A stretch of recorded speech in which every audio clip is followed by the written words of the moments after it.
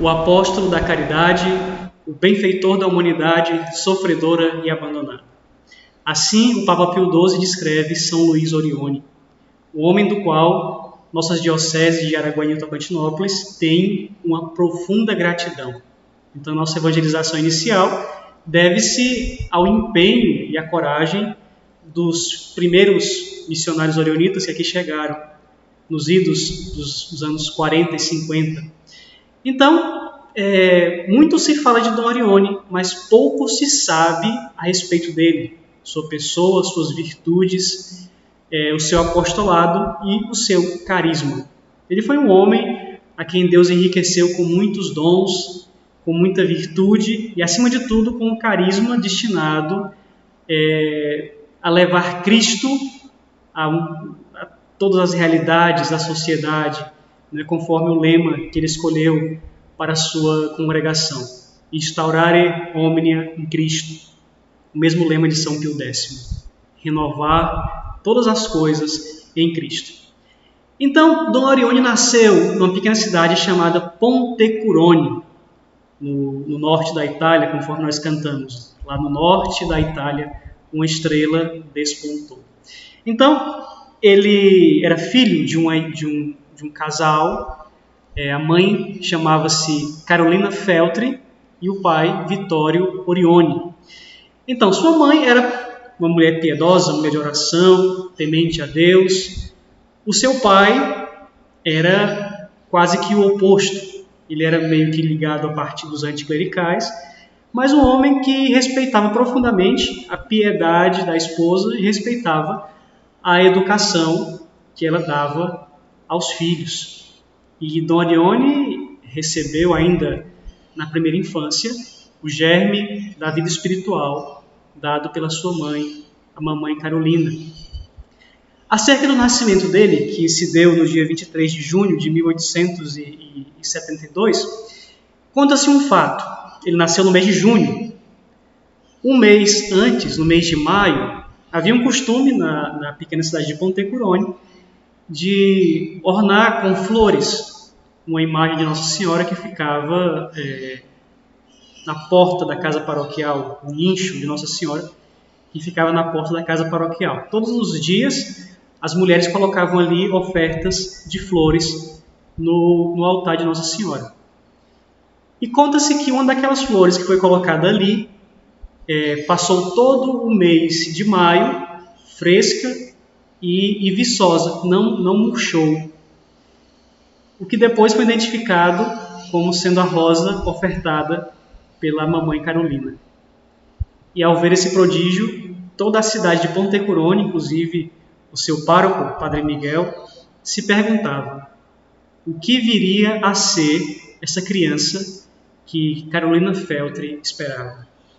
Então, ele vai nascer no dia 23 de junho, mês seguinte, e irá ser batizado no dia 24 de junho, dia de São João Batista. Por isso, ele recebeu na pia batismal o nome de João Luís Orione. Mas para nós, ficou conhecido apenas como Dom Orione ou São Luís Orione. O seu pai exercia a atividade de calceteiro. Ele trabalhava na pavimentação da rua. Então, de modo que ele passava muito tempo fora de casa. E, como eu falei no princípio, a mãe Carolina exerceu uma grande influência sobre a formação do filho, formando ele na piedade, na doutrina, na virtude, no amor a Jesus e Maria, no amor aos pobres. Eles eram uma família muito pobre. Uma coisa que Dom Orione vai dizer é que uma das grandes graças que Deus concedeu a ele foi de ter nascido em uma família pobre. Ele aprendeu, portanto, muito cedo a dar valor a tudo que eles tinham, porque tudo era conseguido com muita dificuldade. Mamãe Carolina, além de fazer os trabalhos domésticos, de fiar, costurar, cozinhar, ela também fazia respigas. Para quem não sabe o que é isso, a respigagem é a colheita do trigo que sobra, né, depois que os donos de terra recolhem as espigas. O que sobra ali, depois os pobres catam, né, fazem respigas. E Carolina Feltri levava seus filhos todos para ajudá-la nesse serviço. E Dom Orione também, o pequeno Luiz Orione, era um desses que a ajudava. E ele conta que quando ele parava para olhar para os passarinhos ou para o céu, ou se distrair com alguma coisa, a mamãe Carolina dizia, chamando-lhe a atenção: meu filho, recolhe, porque isso é nosso alimento. Então, ela ensinou ele, além de confiar na divina providência, na providência divina que tudo governa e tudo mantém, ela ensinou a ele a dar valor às coisas que a divina providência nos concede. E ela ensinava isso a Dom Orione contando uma certa história. Depois de muito tempo, ele descobriu em um livro apócrifo, né? Não está na Bíblia, mas a mamãe Carolina, para ensinar virtudes a seu filho, ela contava que Nosso Senhor um dia, andando de cavalo pela estrada, ele se deparou com um pedaço de pão, já muito empoeirado e pisado pelos homens. E ali diante dos apóstolos, Nosso Senhor desce do cavalo, pega o pão e o consome, para mostrar o valor que tem o alimento, como dádiva de Deus. E essa foi a infância, essa foi a formação que Luiz Orione recebe ainda bem cedo na casa de sua mãe. Então, acima de tudo, como eu falei a princípio, o amor a Jesus e Maria. Também se conta que nos campos onde eles iam fazer espigas, havia uma pequena ermida dedicada a Nossa Senhora das Flores, construída pelos donos da fazenda, né? E que Dom Orione, sempre que passava ali, ele encostava, rezava a Nossa Senhora e fazia a ela uma oferta de flores. Não é? Ele conta que em bom ou mau tempo, ele ia àquela pobre capelinha visitar a imagem de Nossa Senhora. E sobre a sua vocação sacerdotal, também ainda nessa fase da infância, existe um fato muito interessante que o próprio Dom Orione contava, que naquelas cercanias, naqueles campos, haviam muitas campânulas. Campânulas é uma pequena florzinha que tem um formato de um sino, daí o nome de campânula, né? Formato de uma campainha, que parecia muito com um sininho que os coroinhas tocam na missa na hora da consagração. E dizem que os meninos brincavam, né? Sacudindo aquelas florzinhas como se fossem as campainhas da missa. E Dom Orione, um dia, ao sacudir uma florzinha daquela, uma campânula, para surpresa de todos, ela soou de verdade, como um sininho. Não é coisa que não aconteceu com os outros. E quanto mais ele sacudia, mais a florzinha soava. Não é talvez algo que Deus quis realizar para mostrar, né, ali, patente, a vocação que aquele menino carregava no seu coração, a sua eleição, o seu chamado à vida sacerdotal. Ele se torna adolescentezinho, por volta de 12, 13 anos, ele vai trabalhar como calceteiro junto com seu pai nas ruas de Pontecurone, ali com muitos meninos, com muitos operários, quebrando pedras, assentando as pedras no pavimento. E a menor folga que ele tinha, ele corria na igreja também para visitar Nosso Senhor no Sacrário, assim como ele fazia lá na grutinha de Nossa Senhora das Flores, que ficava nos campos onde sua mãe e ele recolhiam o trigo. Ele sempre ia lá deixar o seu amor, deixar o seu carinho a Jesus escondido no Santíssimo Sacramento.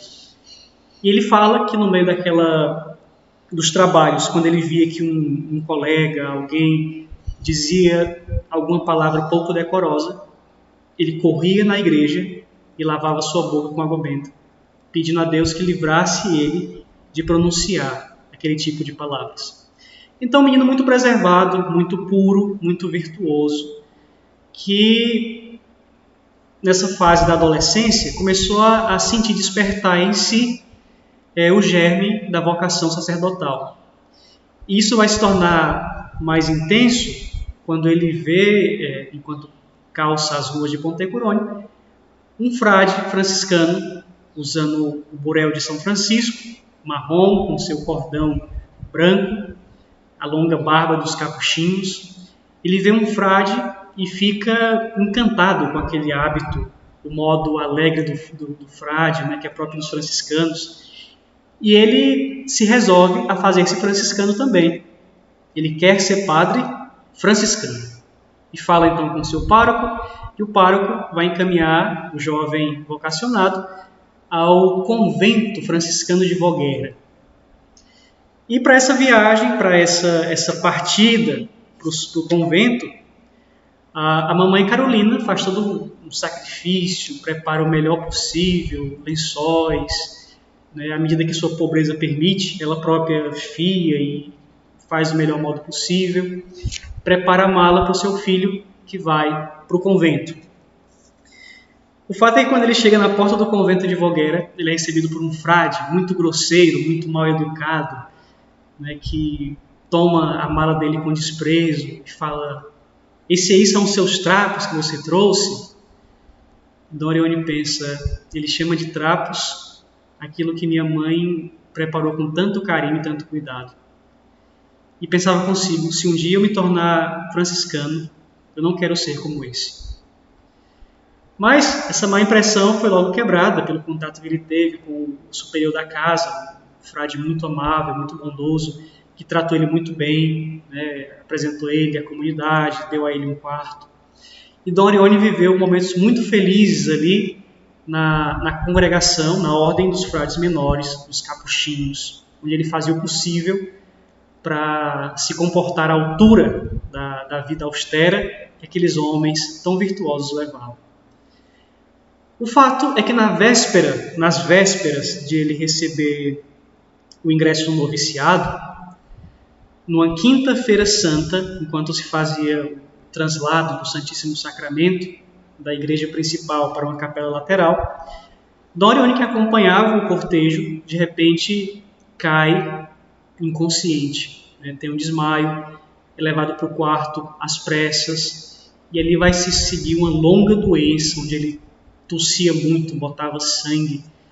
Ele estava ali com uma doença pulmonar muito séria que se manifestou naquele dia. De modo que era tão grave a doença que ele próprio conta que os frades trouxeram uma roupa e deixaram ali do lado, que era para que ele fosse vestido depois de morto. Então mandou chamar a mãe Carolina e o seu pai Vitório para prestarem, né, assistência ao filho e acompanhá-lo na doença, de modo que todos têm por certo que ele não escapará com vida. O fato é que, num dia, né, que mais uma vez, um sinal claro do chamado que ele tinha, da vocação e do carisma que Deus confiava a ele, num dia que ele se encontrava pior, ele consegue dormir, um sono mais tranquilo, e de repente ele vê, em sonho, a parede lateral do quarto dele desaparecer. E aparece ali, naquele lugar, uma fileira imensa de jovens padres que trajam sobrepelizes alvíssimas, como ele conta, que sorriem para ele. E ali ele começa a recobrar as suas forças. Um sonho muito profético, porque depois de muitos anos, a congregação orionita, os Filhos da Divina Providência, vão comprar aquele convento dos franciscanos de Voguera, irá se tornar uma casa de formação para os jovens vocacionados à vida religiosa, conforme o carisma de Dom Orione. Então, aqueles ali que ele viu em profecias, que ele viu em visão, eram os seus filhos. Depois desse sonho, ele começa a recuperar as suas forças. E em pouco tempo, ele se restabelece. Se restabelece, mas ao recuperar plenamente, o mestre de noviços fala que ele deve voltar para casa, porque ele não consegue, pela saúde dele, pela saúde frágil, ele não consegue viver a austeridade da vida franciscana. E o nosso jovem Luiz Orione, a muito contragosto, com uma dor imensa no coração, é obrigado a deixar o hábito seráfico de São Francisco e voltar para casa. Ele fala desse episódio com uma profunda dor, com uma profunda tristeza, como sendo um dos dias mais tristes da vida dele até então. O momento que ele teve que abandonar o convento franciscano de Voguera. No próximo vídeo vocês vão ver como continua essa história, como continua a caminhada vocacional de Dom Orione, agora que será marcada a partir de agora pela presença daquele homem que foi o grande iluminar e o grande exemplo da sua vida, São João Bosco. Aguarde o próximo vídeo, que Deus os abençoe, salve Maria Puríssima, sem pecado concebido.